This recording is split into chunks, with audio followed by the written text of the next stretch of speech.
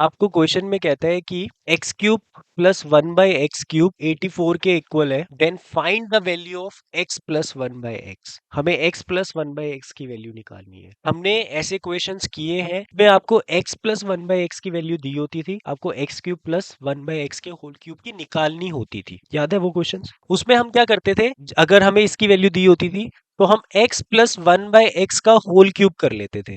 वो होती थी a³ plus b³ plus 3ab a plus b। ये होती थी आइडेंटिटी। आप इसकी वैल्यू मुझे चाहिए है। x प्लस 1/x को मैं लेट कर लेता हूं, कुछ भी k लेट कर लूं। तो ये क्या बनेगा, k का क्यूब मुझे चाहिए, ये इक्वल्स टू इस पूरे की वैल्यू क्या है मेरे पास, 84। ये x और ये x क्या हो जाएगा, और इसको मैं क्या लिख दूं वापिस, k। मुझे k निकालना है, तो मैं क्या करता हूं, इस पूरी टर्म्स को इधर ले आता हूं। k³ minus 3k minus 84 is equal to, अब इस पूरे को सॉल्व करके मुझे k निकालना है। तो आपको पता है फैक्टराइज एक मेथड था जिसमें क्यूब वाली इक्वेशन होती थी, तो हिट एंड ट्रायल यूज करते थे हम। 1 लेट करते थे, -2 -2। तो इसको भी वैसा ही कुछ लेट करके करना पड़ेगा आपको। यहाँ पे क्या लेट करें, देखो वैसे भी बहुत बड़ा 1 लेकर तो होने नहीं वाला, नंबर कोई बड़ा सा ही चाहिए आप, ठीक है। अगर मैं 5 ले लेता हूँ k को, hit and trial method use कर रहे हैं हम, ठीक है। जब भी आपके पास क्यूबिक इक्वेशन होती है और क्यूबिक इक्वेशन को फैक्टराइज करना होता है, तो मेथड कौन सा है आपके पास, हिट एंड ट्रायल। कुछ भी लेट करो, जैसे 5 लेट कर लिया, 5 का cube -3 into 5 -84 is equal to 0। 125 -15 -84 is equal to 0 नहीं बनेगा इससे। वैसे पता है क्या होता है, जो ये नंबर होता है ना, इसी के मल्टीपल चूज करने चाहिए आपको। 5 तो इसका मल्टीपल नहीं था, 4 लेट कर लेते हैं। अगर 4 लेट करते हैं तो 4 का क्यूब -3 इंटू 4 -84, 4 का क्यूब -12, ये भी नहीं बनेगा। 6 लेट करें, 6 का क्यूब 216 होता है, 216 को 18 से माइनस करो तो भी नहीं है, बहुत बड़ा नंबर आ गया है। वो तो बहुत छोटा नंबर है।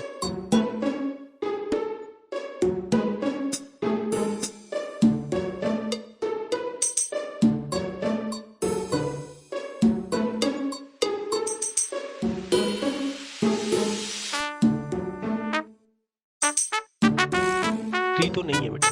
27 माइनस 9 माइनस 84 नहीं बेटा। तो क्वेश्चन में गड़बड़, दोबारा करते हैं। आपको बोलता है if x³ plus 1/x³ is equal to 110, then find the value of x plus 1/x।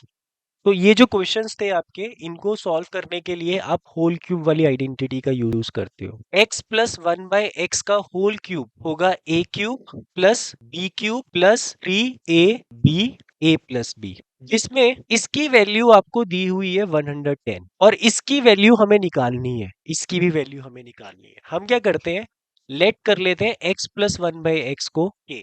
तो ये होगा k³ इज इक्वल टू 110, ये दिया हुआ है आपको क्वेश्चन में, प्लस ये और ये कट जाएगा 3 इंटू, इसको हमने क्या लेट कर लिया है k। इस पूरी इक्वेशन को इधर ले आते हैं तो आपके पास आएगा k³ minus 3k minus 110 is equal to 0। अब इस वाले पार्ट को हमें सॉल्व करना है। अब ये आपकी क्यूबिक इक्वेशन है।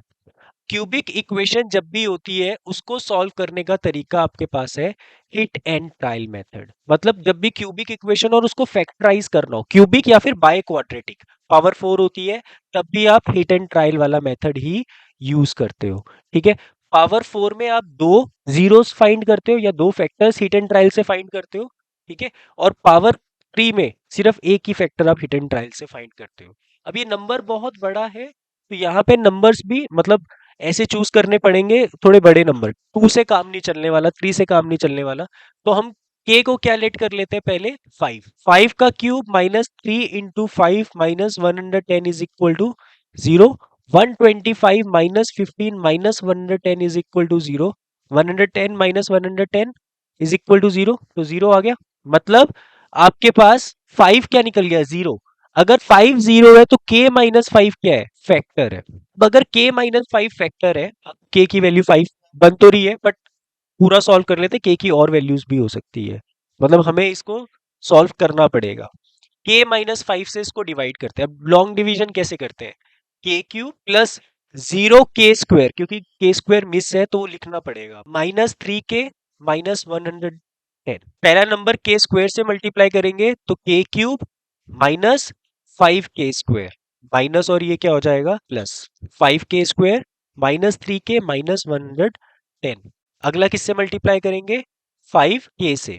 5k से मल्टीप्लाई करेंगे तो क्या आएगा, 5k square -25k minus plus, ये कट जाएगा, यहाँ पे आएगा 22k -110। अगला किससे करेंगे, +22, तो 22k और 5 से करेंगे तो -110, माइनस प्लस, और ये पूरा ही कैंसिल हो जाएगा, रिमाइंडर 0 आना कंपलसरी है इसमें, क्योंकि ये फैक्टर है इसका। ठीक है, तो आपके पास क्या बनी इक्वेशन, k² + 5k + 22 = 0। इसको स्प्लिटिंग द मिडल टर्म से फर्दर फैक्टराइज करेंगे। इसका प्रोडक्ट है 22, सम है 5। प्रोडक्ट 22 के फैक्टर्स 2 एंड 11 बनेंगे, और इससे कभी भी 5 नहीं बन सकता, मतलब इसकी स्प्लिटिंग हम नहीं कर सकते। ठीक है, अब इसको सॉल्व कर सकते हैं तो क्वाड्रेटिक फॉर्मूला है जो कि आपके सिलेबस में नहीं है, तो यहाँ पर हम इसको सॉल्व नहीं करेंगे यार, क्योंकि ये स्प्लिट नहीं हो रहा, हमारे सिलेबस में सिर्फ स्प्लिट तक का पार्ट है। निकल गए बेटा। देखो आपके ये फैक्टर बन गए, k-5 एंड k² + 5k + 22 = 0। किसकी वैल्यू निकली है ये, k³ -3k -110 की, ये वैल्यू निकली है आपकी। तो यहाँ से k या तो 5k को लोगे या फिर यहाँ से निकलती k की वैल्यू।